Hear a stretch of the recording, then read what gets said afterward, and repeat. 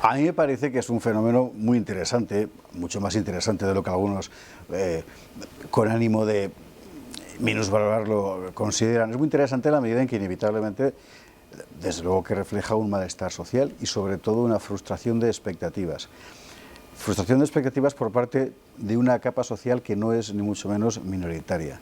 Sí que es verdad que a medida que han pasado los días, finalmente el movimiento ha terminado convirtiéndose en la voz solo de un sector de toda la gente que al principio lo consideró como interesante, y en ese sentido ha terminado convirtiéndose para muchos en un engorro. Y yo creo que ahí buena parte de la responsabilidad, por cierto, corresponde precisamente a los promotores de este movimiento, porque no han sido capaces de hacer llegar el fondo de lo que quieren y sobre todo porque me parece no han calculado cuándo tenían que acabar. Vamos a ver, yo creo que cuando hay un movimiento muy amplio de gente, hay tres cosas que decía Napoleón, por cierto, que son absolutamente imprescindibles, que era unidad de mando, unidad de objetivos y fe ciega en la victoria. Bueno, a mí me parece que esta gente seguramente tiene fe ciega en la victoria, pero unidad de mando es evidente que no hay y unidad de objetivos tampoco. Con lo cual, a medida que han ido pasando los días, lo que el público, lo que el resto de la sociedad ha ido percibiendo es que un movimiento que de entrada no veía mal, se ha ido convirtiendo en algo inclasificable. Por una parte proponen cosas que a buena parte de la sociedad no les suenan de nada, otros las consideran irrealizables o inaplicables, y el propio hecho de que el movimiento haya sido incapaz de plantear una plataforma reivindicativa inteligible para la mayoría de la sociedad ha terminado haciendo que se considere como algo un poco extraterrestre. El propio funcionamiento asambleario en sí mismo creo que forma parte de este problema, es decir, ¿qué es exactamente lo que se quiere pretender con este movimiento? ¿Se va a decidir en asamblea una vez puesto en marcha el movimiento? Es un poco irracional, es decir, lo lógico es haberlo pensado antes de empezar a moverse, ¿no? A mí me parece que sin duda ha sido un hándicap, sobre todo para la recepción social de lo que ya está pasando, ¿no? Uno de los grandes debates en torno a este movimiento es precisamente en qué medida es espontáneo y en qué medida es orquestado. Bueno, yo soy de los que piensan que espontáneo en la naturaleza no hay nada y en la cultura muchísimo menos, ¿no? Ahora, que es un movimiento orquestado, también me parece que es evidente que no, por la cantidad de grupos diversos que allí han aparecido y sobre todo desde el principio, ¿no? ¿Quiere decir movimiento espontáneo el hecho de que haya salido de plataformas sociales para entenderlo, sino de partidos políticos? Pues entonces aceptamos espontáneo como animal de compañía, como dice el anuncio del pulpo. Pero el hecho de que haya nacido de esa forma no significa que no sepa dónde va. Quiero recordar que las reivindicaciones planteadas desde el principio, por ejemplo, respecto a listas abiertas en las elecciones y cosas la reforma de la ley electoral y cosas de este carácter, las hipotecas, la dación de la casa a cambio de la hipoteca, etcétera, eran reclamaciones que toda la sociedad entendía y que además la mayor parte de la gente estaba de acuerdo con ellas. Y a medida que han ido pasando los días, se ha empezado a producir una especie de barroquismo ideológico en las reivindicaciones del movimiento que han acabado proponiendo cosas, en fin, muy ajenas a las preocupaciones generales. Esto en sí mismo es muy difícil de entender. Es decir, que alguien empiece un movimiento, por informal que sea, y que no sepa dónde tiene que acabar, es muy difícil de entender.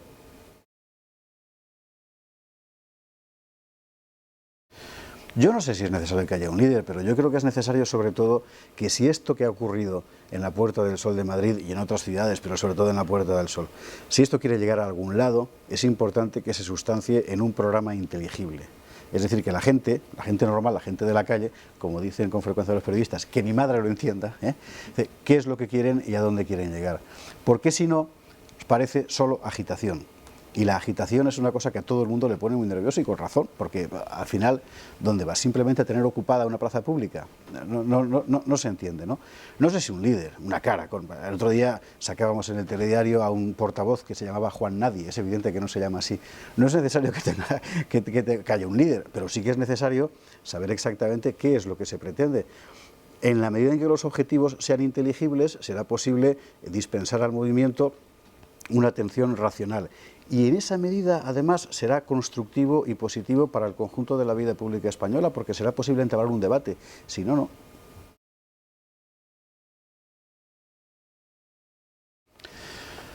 Bueno, sobre eso ha habido un gran debate, sobre qué atención había que prestar a algo que estaba ocurriendo al fin y al cabo solo en una plaza de Madrid, ¿no? Yo creo que desde un punto de vista puramente profesional el asunto merecía la mayor atención. Entre otras cosas porque nunca había pasado. Ocurría además en un contexto social y político lo suficientemente caldeado como para que fuera importante, y lo sigue siendo. En ese sentido, los medios, en Intereconomía, por ejemplo, le hemos prestado toda la atención posible, más crítica en unos casos, menos crítica en otros, ¿no? Otros medios como la Información.com prácticamente se han convertido en el Twitter del movimiento, otros le han dado menos atención. Eso ya es una cuestión de política editorial. Mi percepción profesional es que el asunto merecía la atención que se le ha prestado sin ninguna duda.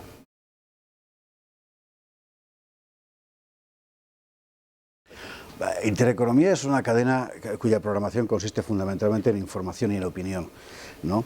Y en la medida en que consiste en eso, hay en esta casa muchísimas opiniones muy plurales que no representan la opinión editorial de la casa, sino la opinión de quien la emite, ¿no? Y que en esta casa tiene plena libertad para hacerlo. La posición editorial de Intereconomía Televisión sobre este fenómeno lo hemos dejado muy claro en los telediarios, es decir, nos parece importante, nos parece que exterioriza un malestar social que hay que corregir, nos parece que muchas de sus propuestas son perfectamente aplicables y que además es importante que la sociedad española debata sobre ellas, y al correr de los días el movimiento ha terminado siendo acaparado por grupos que no representan desde nuestro punto de vista el espíritu original. Creo que esto es lo que es la posición de Intereconomía.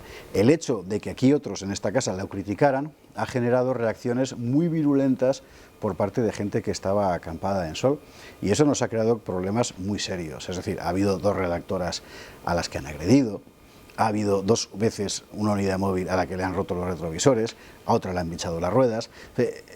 Y no estoy acusando a los organizadores del movimiento, pero era la gente que estaba allí la que había hecho eso.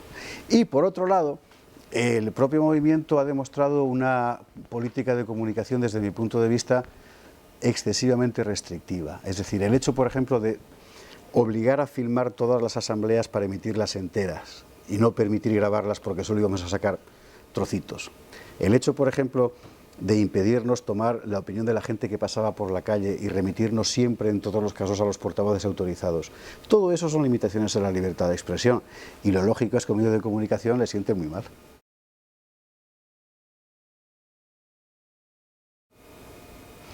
A mí me parece que uno de los principales problemas que tiene la vida pública española desde hace muchos años es que cuesta mucho convencer a la gente de que son ciudadanos y de que la democracia es cosa no solo de los partidos, sino de todas las personas y de todos los ciudadanos. En ese sentido, este movimiento ha puesto el dedo en una llaga muy importante, que es que la democracia no puede ser solo una forma de que una determinada clase política viva de la institución, ¿no?, sino que debe ser una forma de gobernarnos todos, y eso exige, por tanto, que la gente intervenga. Es verdad, por otro lado, que en la mayor parte de las sociedades occidentales la gente tiende a no intervenir porque ya están para eso los políticos, pero esto es algo que el sistema debe saber corregir y debe incitar a la gente a participar. En España no se hace, y en España además se da la circunstancia de que los partidos políticos tienen tal capacidad de presión sobre el sistema judicial, sobre el sistema financiero, hasta sobre el mundo mediático, que realmente se termina convirtiendo este tipo de democracia en algo un poco opresivo, porque entonces ¿dónde queda la libertad real de la sociedad y de las personas? En ese sentido, este movimiento ha sido muy interesante porque ha hecho a la gente reflexionar sobre algo que es importante.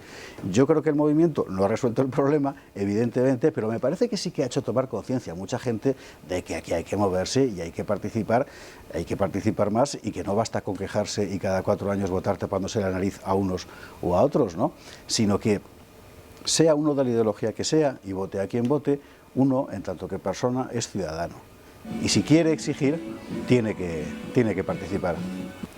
Y a mí me parece que una de las principales tareas pendientes de la democracia española, después de 36 años, que se dice pronto, 77, venga, 34 años, es hacer ver a la gente que tiene que participar, que la democracia no consiste solo en que hay unos partidos que deciden por ti, ¿no?, sino que tú tienes también que ser parte viva, presente todos los días, cotidiana, del gobierno, de tú mismo, de tu propia vida, de tu familia, de tu comunidad, de la gente que tienes alrededor. Al final la democracia, cuando es buena, es cuando funciona así.